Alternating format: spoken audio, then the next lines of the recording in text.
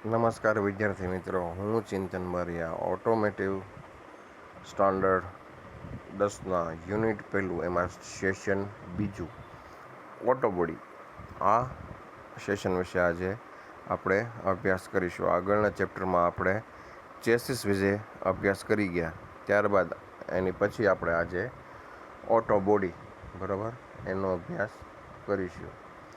આપણે ચેસિસમાં જોઈ ગયા કે એન્જિનના બધા ભાગોનું માઉન્ટિંગ, બરાબર, ચેસિસ ઉપર કરવામાં આવે છે. ત્યાર પછી જે આઉટર છે, એટલે કે બહારના ભાગો છે, જેને કે ઓટો બોડી, એનું માઉન્ટિંગ પણ ક્યાં થાય છે? ચેસિસ ઉપર, બરાબર છે. તો આજે આપણે ઓટો બોડી વિશે સમજ મેળવીશું. તો સૌથી પહેલાં આવે છે ઓટો બોડીના ભાગો, બરાબર. એમાં પહેલું છે body shell. Body structural assembly electrical spot welding દ્વારા અને ભિન્ન શેલમાં જોડાયેલ હોય છે. જે આખો આઉટર બોડી શેલ તમને દેખાય ને આકૃતિમાં, તમે જોયો, બરાબર, દરવાજા બારી વગરનો, બરાબર, એની ઉપર માઉન્ટ થાય ચેસિસ ઉપર. એને સ્પોટ વેલ્ડિંગ દ્વારા એક જ ભાગમાં બનાવવામાં આવે છે. ત્યાર પછી આવે છે ફ્લોર એસેમ્બલી. ફ્લોર એટલે ક્યાં? નીચેનો ભાગ, જેની પર આપણે સિટિંગ એરેન્જમેન્ટ કરીએ. તો કે સામાન્ય રીતે બોડીનું માળખું પ્રથમ એસેમ્બલ કરવામાં આવે છે અને પછી તેમાં થાંભલા, રેલ અને પેનલ્સ વેલ્ડિંગ કરવામાં આવે છે.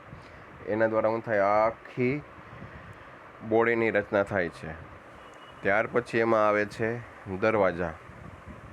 દરેક દરવાજાને એક ચેક આમ આપવામાં આવેલો છે, જે થાંભલા પર સલામત અને દરવાજાને એક ખાંચામાં સ્લાઇડ થાય છે એવી આર્ટિક્યુલેટેડ પ્લેટ ધરાવે છે. ચેક આમ ટીપ પરનો રબર પેડના આર્મને સ્લોટથી બહાર નીકળતો લટકાવે છે. આમ દરવાજો ખુલી જતાં રોકાય છે. ફાસ્ટનર દ્વારા ડોર વિન્ડો જકડી રાખવામાં આવે છે. હવે આપણે જોયું હોય ફોર વ્હીલરમાં દરવાજો, તેમાં તમને જોવા મળશે કે ક્યાંથી મિજાગરાથી જોડાણ કરેલું હોય. એમાં લોકિંગ સિસ્ટમ આપેલી હોય એક જગ્યાએ, બરાબર. ત્યાર પછી તમે જોશો કે આખી બોડીમાં એક ટાઈપનો ગ્રુવ આપેલો હોય. શું આપેલો હોય? ગ્રુવ. જેને લીધે દરવાજો શું અંદરની બાજુએ સરખી રીતના પેસી જાય. અને એમાં એક રબર પેડિંગ આપેલું હોય, જેથી એર ટાઈટ અને વોટર ટાઈટ દરવાજો રહે અને કુશનિંગ આપે, બરાબર છે. ત્યાર પછી આવે છે વિન્ડશીલ્ડ અને પાછળની વિન્ડો, બરાબર. વિન્ડશીલ્ડનો અર્થ કરીએ તો કે હવાથી આપણને શિલ્ડ પૂરું પાડે, એટલે એને શું કીધું છે? વિન્ડશીલ્ડ.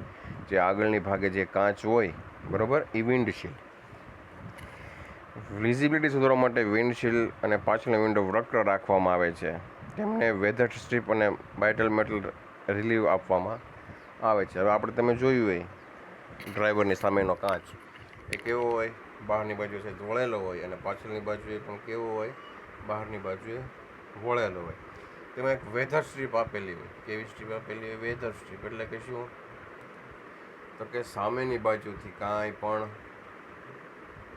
ધૂળ, રજકરણ અને પાણી હોય એ અંદરની બાજુએ ન હોય, ડ્રાઈવરને સલામત રીતના ગાડી ચલાવી શકે એ રીતનું સ્ટ્રીપ આપેલી હોય છે, બરાબર છે.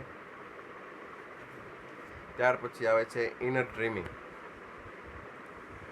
કાર બોડી ખાસ કરીને પેઇન્ટ સાઉન્ડ ઘટાડવા માટે વોટરપ્રૂફિંગ સંયોજન તેમજ સ્ટફિંગ અને કવરિંગ મટીરિયલથી મઢેલ હોય છે. તેને મુખ્ય બે હેતુઓ અનુસરવા કરવા માટેના આવે છે: યાંત્રિક ઘટાડો, ધૂળચારી ઘટાડવા માટે, અને કાર દેખાવ અને આરામદાયક બનાવવા માટે. હવે અંદરની તમે બોડી જુઓ, એટલે કે અંદરનું ઉપરની બાજુએ એવું ફોર્મિંગનું વસ્તુ બનાવેલી હોય, બરાબર. એનું મુખ્ય હેતુ તો કે અંદરથી એનું ફર્નિચર સુપિરિયર દેખાય અને અવાજ ઓછો થાય અને વાઇબ્રેશન ઘટાડવા માટે એનો ઉપયોગ થાય. ત્યાર પછી આવે છે આપણી બેઠકો. ગાડીમાં બેસવાની બેઠકો.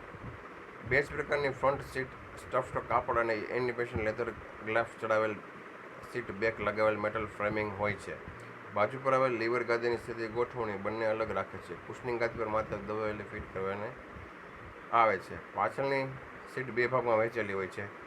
પાછળનો ટેકો ભાગ પાછળના વ્હીલને બોક્સ વચ્ચે ફિટ કરેલ છે. આમાં સમાન ભાગોનો પાર્ટીશન ટેકવેલ હોય છે, બરાબર. ગાદી સીધા ફ્લોર પર મૂકેલ છે અને બે રબર સ્ટડ દ્વારા સ્થિત કરવામાં આવે છે. આપણે જે બેઠકોની છે એ વ્યવસ્થા સ્થિતિ ક્યાં હોય?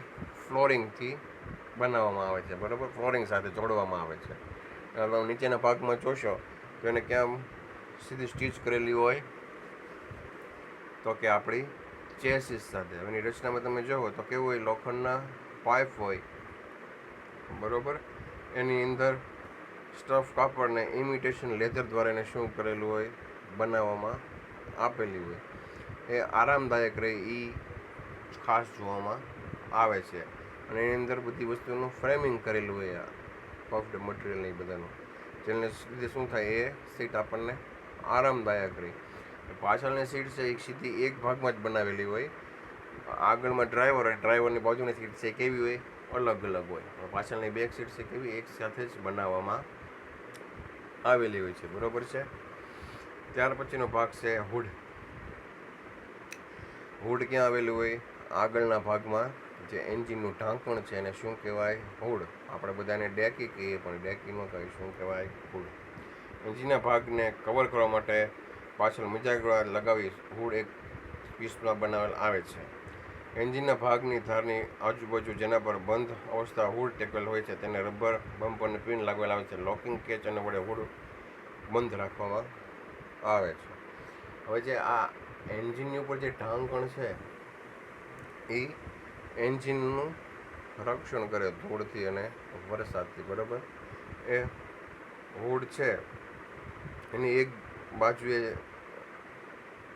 એક ખાલી સ્ટોપર આપેલું હોય જેના દ્વારા એ શું થાય, ટકી રહે, એટલે કે બંધ ન થાય. એમાં એક પ્રકારની ગ્રુવ આપેલી હોય એટલે એ ગ્રુવમાં એ સરળતાથી પેસી જાય છે, બરાબર છે. તેમાં પાણી અને કોઈ પણ રજકણો અંદર જઈ શકતા નથી. જ્યારે આપણે એન્જિનનું કંઈ સમારકામ કરવું હોય તો આપણે એને ખોલી અને આસાનીથી આપણે કરી શકીએ. ત્યાર પછી આવે છે ડેક લીડ, એટલે કે ઢાંકણ. હેન્ડલની મદદથી ડેક લીડ ઉઘાડ બંધ કરવામાં આવે છે અને એક સ્ટ્રાઇકર કેચ મૂકવામાં આવે છે જે સામાન્ય ઉપયોગમાં રબરની વેધર સ્ટ્રીપથી સજાવેલો છે. લગેજ ભાગના તળિયે સ્પેપર વ્હીલ રાખવામાં આવે છે. હવે જે પાછળની વસ્તુ છે એને શું કહેવાય, ડેક લીડ કહેવાય, બરાબર. અહીંયા શું હોય, મુસાફરોનો સામાન રાખેલો હોય.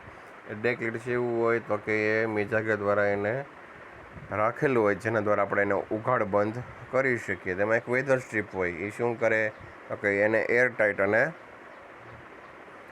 વોટર ટાઈટ બનાવે જેથી સામાન અને એ વસ્તુ સુરક્ષિત રહે. તેમાં એક સ્પેર વ્હીલ રાખવાની પણ જગ્યા આપેલી હોય છે, બરાબર છે. ત્યાર પછીનો ભાગ છે બમ્પર્સ. પાછળના અને આગળના બમ્પર્સ બે એનોર્મેન્ટ સાથે સિંગલ બાર સમાવેશ થાય છે. પાછળના બમ્પર એનોર્મેન્ટ સ્ક્રૂ દ્વારા તેને બંને બાજુ ક્રેમિયમ પ્લેટ બોસથી ઢંકાયેલ હોય છે. આગળનું બમ્પર બોડી પર વેલ્ડિંગ કરેલ બે બ્રેકેટ એનોર્મેન્ટ સ્ક્રૂ વડે નટ દ્વારા સુરક્ષિત છે. હવે આગળનું તમને દેખાય ને બમ્પર્સ હોય, પાછળ આપેલા હોય, આગળ આપેલા હોય, બરાબર છે. એક સિંગલ બારનો સળિયો જ હોય, બરાબર. એ ચળકતો હોય છે, એના લીધે શું થાય, એ તમારી બોડીને સુરક્ષિત રાખે. આ આકૃતિમાં તમે જોઈ શકો છો કે ડેશબોર્ડ આપેલું છે, સ્ક્રીન પ્લેયર આપેલા છે, રૂફ પેનલ છે, કાન્ટ રેલ છે, ડ્રીપ મોડલિંગ છે, ક્વાર્ટર પેનલ છે, બૂટ એપર છે, બોડી કવર છે, વ્હીલ આરક છે, બેલેન્સ છે, રેલ બલ્કહેડ છે, સેન્ટર પિલર છે, સીલ છે, સ્કર્ટ છે, બલ્ક હેડ. આ બધી વસ્તુ આપણે કાર બોડીમાં જોઈ શકીએ. તો આ આપણી કાર બોડીના મુખ્ય ભાગો થયા.